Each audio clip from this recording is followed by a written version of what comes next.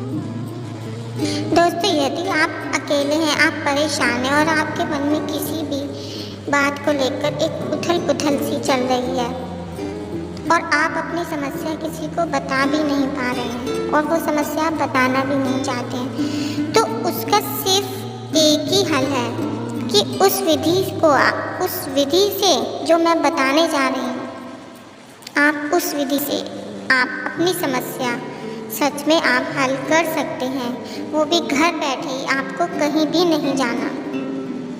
जैसे कि दोस्तों, यदि आपको इस प्रश्न का उत्तर जानना है कि आप किसी कार्य को कर रहे हैं पूरी मेहनत और लगन के साथ, लेकिन आपको कहीं ना कहीं ये लगता है कि पता नहीं यह कार्य मेरा पूरा होगा या नहीं होगा, तो इसका उत्तर जानने के लिए आपको यह तरीका अपनाना होगा जिसका आपको 100% सही जवाब मिलेगा। इस विधि को करने के लिए दोस्तों, आपको किसी भी नोटबुक का एक पेज लेना होगा। आप कोई भी एक खाली पेपर ले लीजिए। इसके बाद इस पेपर को लेने के बाद इसको 4 भागों में फोल्ड करके इसके बराबर 4 हिस्से कर लीजिए और इन चारों हिस्सों में से 2 हिस्सों पर आप यस लिख लीजिए और बाकी 2 हिस्सों पे आप नो लिख लीजिए। यदि आप यस और नो नहीं लिखना चाहते तो आप हाँ या नहीं भी लिख सकते हैं।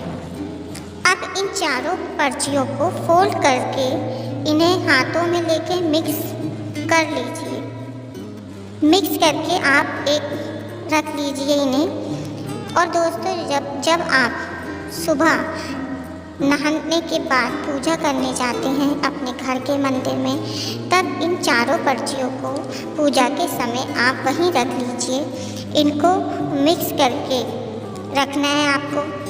और जिस समय आप भगवान के आगे जोत जलाते हैं या दिया जलाते हैं, या जो लोग पूजा नहीं भी करते, वो लोग सुबह नहा धोकर आप इस विधि को एक धूप बत्ती जलाकर भी कर सकते हैं। बस भगवान के प्रति पूरी श्रद्धा और विश्वास होना चाहिए।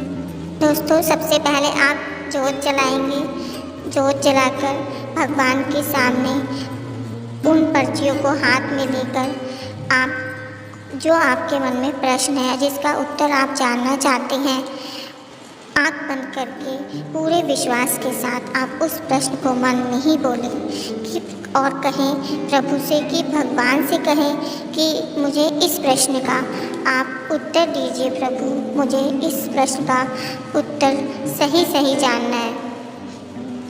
और उन पर्चियों को लेकर आप भगवान के चरणों में रख दीजिए।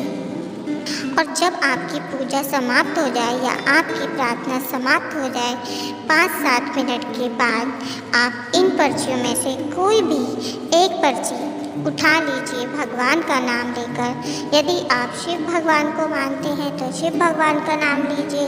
यदि आप कृष्ण भगवान को मानते हैं तो कृष्ण भगवान का नाम ले सकते हैं। यदि आप श्री राम को मानते हैं, आप किसी भी भगवान को, देवी देवता को मानते हैं, उनका आप नाम लेकर स्मरण करके आप कोई भी एक पर्ची उठाइए और उस पर्ची को खोल के देखेंगे तो उसमें यस या नो में उत्तर आएगा। तो दोस्तों, आप यकीन मानना, यह भगवान का ही दिया हुआ उत्तर होगा।